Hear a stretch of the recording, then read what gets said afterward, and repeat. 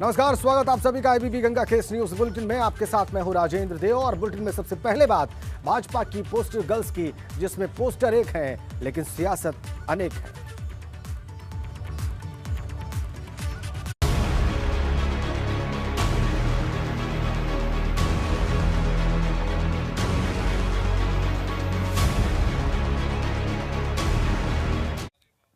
सबसे पहले एक बड़ी अपडेट आपको दे दें। भाजपा ने अपर्णा यादव और संघमित्रा को अपना पोस्टर गर्ल बनाया। जी हां, महिलाओं की सुरक्षा से जोड़कर चुनाव प्रचार की तैयारी है भारतीय जनता पार्टी की।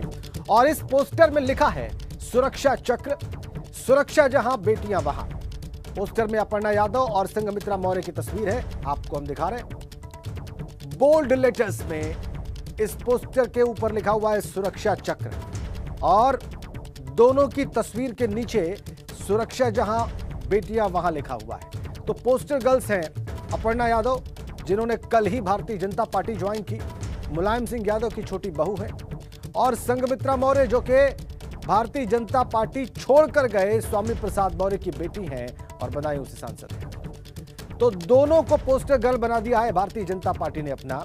और मैसेज बहुत साफ है कि दोनों के परिवार में पुरुष किसी और दल में हैं, लेकिन बेटियां या महिलाएं भारतीय जनता पार्टी में हैं। और ये प्रमाण है इस बात का कि महिलाओं की सुरक्षा को लेकर भारतीय जनता पार्टी कितनी सजग है।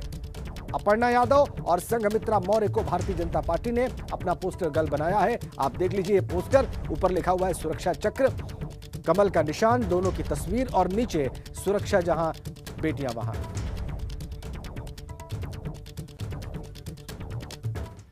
तो पोस्टर में दो एंगल हैं, एक तो चेहरा और वहां दूसरी ओर मुद्दा। एक दिन पहले जिस चेहरे की पहचान समाजवादी पार्टी के नेता के तौर पर थी, आज वो भाजपा में है, वो भी पोस्टर गर्ल के तौर पर। दरअसल बुधवार को अपर्णा यादव भाजपा में शामिल हुई और 24 घंटे से भी कम वक्त में भाजपा ने उन्हें अपना पोस्टर गर्ल बनाकर सियासी दांव चल दिया है। इस पोस्टर में एक और चेहरा है जो भारतीय जनता पार्टी की बदायूं की सांसद संघमित्रा मौर्य का है। और संघमित्रा की पहचान केवल भाजपा सांसद की नहीं है, बल्कि उस व्यक्ति की बेटी के तौर पर है जो चंद दिनों पहले तक योगी सरकार में मंत्री थे और आज समाजवादी पार्टी के नेता हैं और भाजपा को पानी पी पी कर कोस रहे हैं। तो एक का पोस्टर है, राजनीतिक मतलब अनेक है। अब तस्वीर का दूसरा पहलू आपको बताते हैं, और वो है मुद्दा। दरअसल इस तस्वीर में सुरक्षा चक्र शब्द के साथ लिखा है सुरक्षा जहां बेटियां वहां। इस एक तस्वीर के जरिए भाजपा ने विरोधियों को यह भी इशारा कर दिया है कि भाजपा सरकार में बेटियों की सुरक्षा प्राथमिकता रही है। और यही कारण है कि दोनों पोस्टल गर्ल्स के रिश्तेदार भले ही भाजपा पर लॉ एंड ऑर्डर सहित अन्य मुद्दों पर हमलावर रहे, लेकिन महिलाओं को भाजपा की सरकार ने ही सुरक्षित माहौल दिया है। और यही कारण है कि बेटियां भारतीय जनता पार्टी की पोस्टर गर्ल हैं। पोस्टर की तस्वीर और उनके राजनीतिक मतलब हमने आपको बताया। ये पोस्टर क्यों, ये हम आपको बता रहे हैं।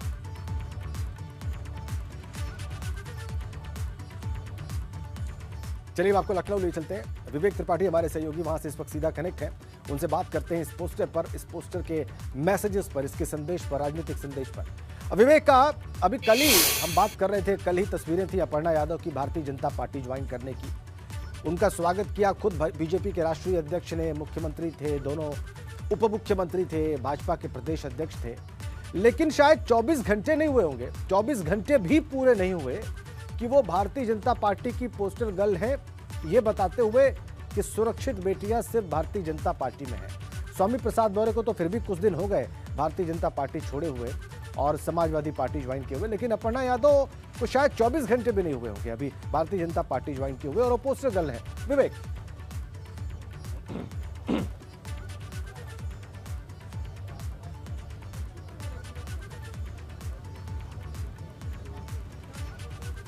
विवेक आपको मेरी आवाज मिल रही है? जी जी जी बिल्कुल राजेंद्र, आवाज आ रही है आपकी। और एक बार सवाल चाहूंगा दोहरा दें क्योंकि आवाज थोड़ी कट गई थी। ये सवाल नहीं है, बेसिकली एक विषय है विवेक जिस पर हम लोग बात कर रहे हैं, और विषय ये है कि अपर्णा यादव भारतीय जनता पार्टी ज्वाइन करती हैं और ठीक से 24 घंटे भी पूरे नहीं होते हैं कि वो भारतीय जनता पार्टी की महिला सुरक्षा को लेकर जो प्राथमिकता है और उसमें जो संदेश भारतीय जनता पार्टी देना चाहती हैं उसका चेहरा बन जाती है। ये शायद राजनीतिक इतिहास में बहुत कम दिखाई दिया होगा विवेक। बिल्कुल, आपका आकलन बिल्कुल सही है राजेंद्र। एक बात और महत्वपूर्ण, चूंकि भारतीय जनता पार्टी ने महिला सुरक्षा को शुरुआत से ही प्राथमिकता पे रखा है और तमाम महिलाओं के लिए योजनाएं शुरू की गई हैं, उनके सम्मान के लिए, उनके स्वाभिमान के लिए, उनके स्वावलंबन के लिए और उनकी सुरक्षा के लिए।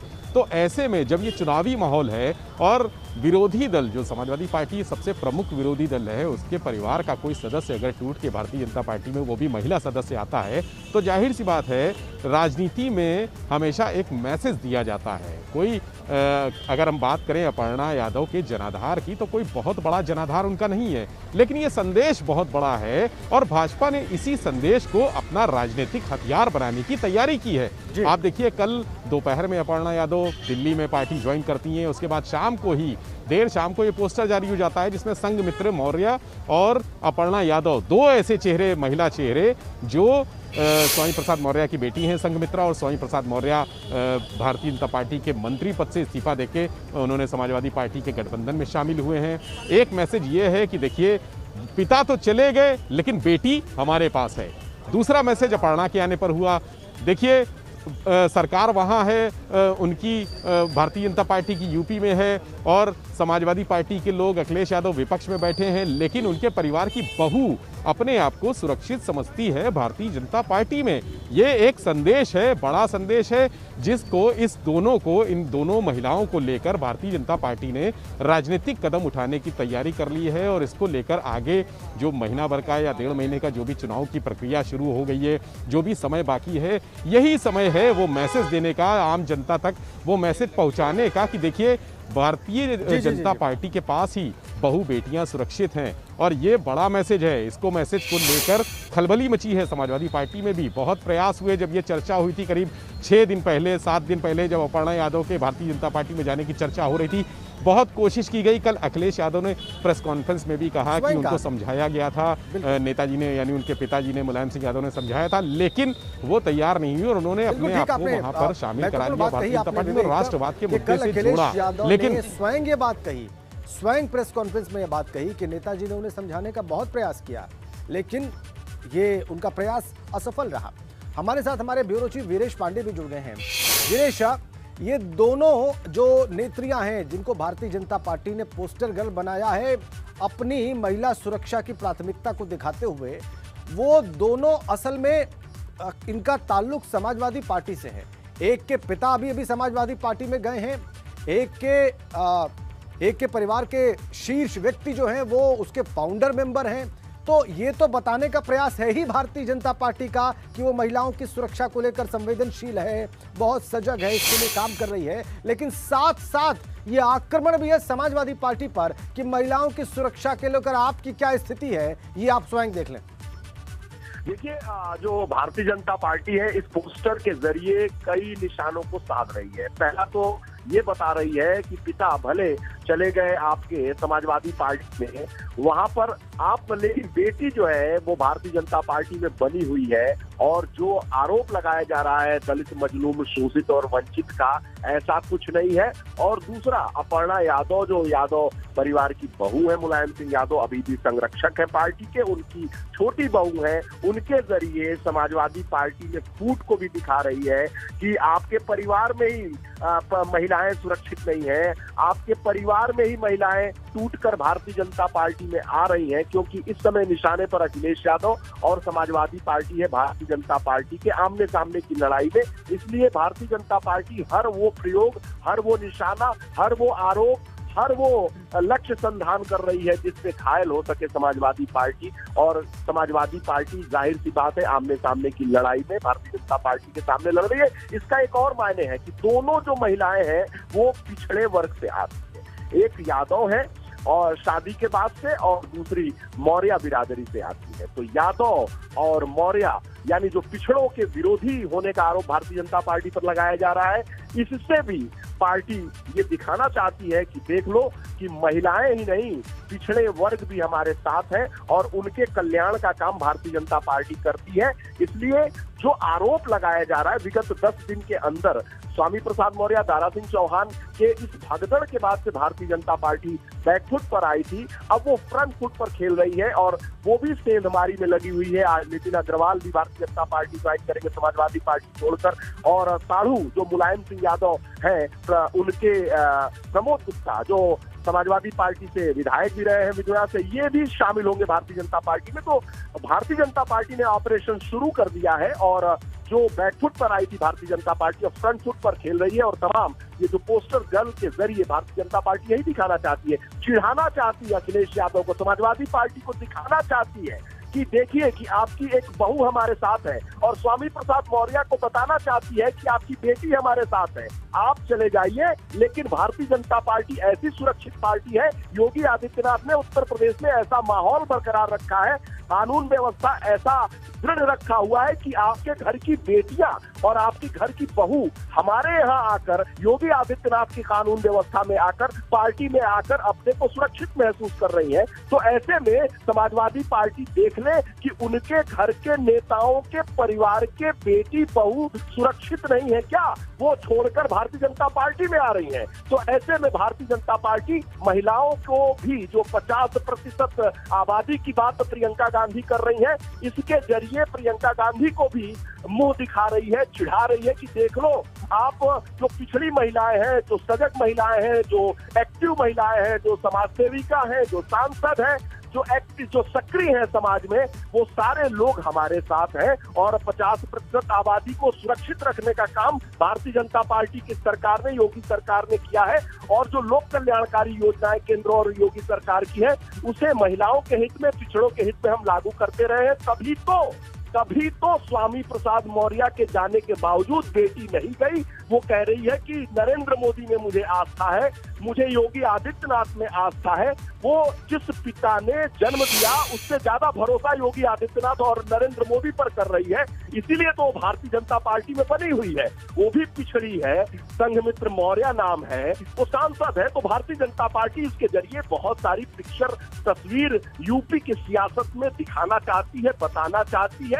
और इस पोस्टर गर्ल के जरिए भारतीय जनता पार्टी अब फ्रंट फुट पर खेल रही है। और अखिलेश यादव जो पिछले एक हफ्ते में ऑपरेशन करने के बाद भारतीय जनता पार्टी में कुछ आगे दिखाई दे रहे थे, अब भारतीय जनता पार्टी रोज कुछ न कुछ ऐसा कर रही है जिससे वो दिखा सके कि भारतीय जनता पार्टी ने जो 5 साल की ये सरकार चलाई है, वो कानून व्यवस्था के लिहाज से ऐसी बेहतर व्यवस्था रही है, जैसा कि राम राज्य की परिकल्पना की बात करती है भारतीय जनता पार्टी कि हम ऐसा काम करेंगे कि राम राज्य की स्थापना होगी, अच्छी व्यवस्था होगी यहाँ पर। इसलिए भारतीय जनता पार्टी ने जो काम किया है वो दिखाना चाहती है कि हम इस रूप में कैसे काम करते हैं कि उनके परिवार के लोग हमारे यहाँ सुरक्षित महसूस करते हैं।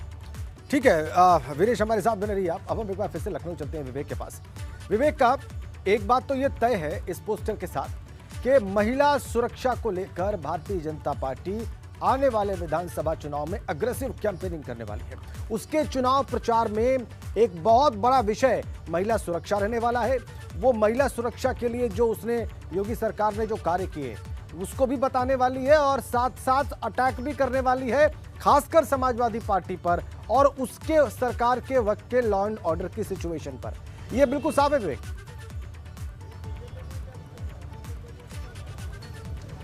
बिल्कुल सही राजेंद्र। देखिए, एक और महत्वपूर्ण बात आपसे कहूँगा कि जो राजनीति में माहौल बनाने की बात मैंने कही, आप भी उससे मुतमईन होंगे कि माहौल देख के बहुत सारे लोग चुनाव में, ऐन चुनाव में जब वोट डालने जाते हैं तो अपना जो डिसीजन होता है वो बदल देते हैं। और ऐसा यूपी में ऐसा माना जाता है कि 10% ऐसा वोटर है जो माहौल देख के, समय देख के, किसी नेता की परिस्थितियां देख के, उनका समय देख के अपना विचार बदल देता है, अपना इरादा बदल देता है और वोट उनके पक्ष में डाल देता है। तो ये जैसे अखिलेश ने तमाम लोगों को तोड़ा, स्वामी प्रसाद मौर्य आए, दारा सिंह चौहान आए, धर्म सिंह सैनी आए, बड़े बड़े दलित और पिछड़े नेता आ गए, पिछड़े वर्ग के लोग आ गए, उन्होंने एक माहौल बनाया और समाजवादी पार्टी ने इसके माध्यम से भाजपा पर हमला किया कि वो दलित विरोधी है, पिछड़ा वर्ग विरोधी है और रोजगार नहीं दिया, तमाम मुद्दे उठाए। उसी तरह से भारतीय जनता पार्टी ने भी माहौल बनाने के लिए अपर्णा और संघमित्रा का पोस्टर जारी किया है। तो निश्चित तौर पे इसका प्रभाव तो पड़ेगा, लेकिन जो भारतीय जनता पार्टी के काम है, अगर हम पिछले 5 साल में देखें, महिला सुरक्षा के मुद्दे पर हों, स्वावलंबन के मुद्दे पर हों, उनको सम्मान की बात करें अगर, तो निश्चित तौर पे सम्मान भी मिला है, सुरक्षा भी मिली है।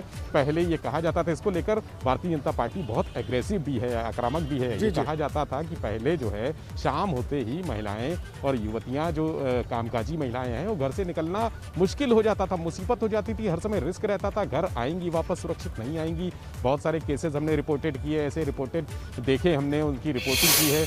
लेकिन जब से भारतीय जनता पार्टी आई है तब से थोड़ा सा इसमें सुधार है, और जो महिलाओं की सुरक्षा है, चाहे वो 1090 हो, वीमेन पावर लाइन 1090, ये बात ठीक है। भारतीय जनता पार्टी ऐसा कहती है, विवेक, उसको चलाया बेहतर तरीके से। कहती है कि महिलाओं की सुरक्षा को लेकर बहुत स्पेशल इनिशिएटिव्स लिए गए योगी सरकार में। लेकिन अब वीरेश के पास चलेंगे, आप उनको देख सकते हैं, वो सीधा कनेक्ट है इस वक्त। वीरेश, ये बात ठीक है कि इसके जरिए भारतीय जनता पार्टी महिला सुरक्षा को लेकर जो उसके इनिशिएटिव्स रहे हैं उनको बड़ी मजबूती के साथ गिनाने जा रही है, उसकी शुरुआत हो गई है, पहले भी कहा जाता रहा है। लेकिन अखिलेश यादव देखिए लगातार वो एनसीआरबी के आंकड़ों को लेकर, खासकर क्राइम अगेंस्ट वुमेन यानी महिलाओं के अपराध के आंकड़ों को लेकर एनसीआरबी के लगातार घेरते रहे। और कल हमने देखा जब प्रेस कॉन्फ्रेंस हुई, अनुप्रिया पटेल सामने थी, जेपी नड्डा के बाद उन्होंने माइक संभाला और पिछड़े वर्ग की हितों की बात को लेकर ताबड़तोड़ उन्होंने खूबियां गिनाई, विशेषताएं गिनाई भारतीय जनता पार्टी की सरकार की, और घेरा अपोजिशन को।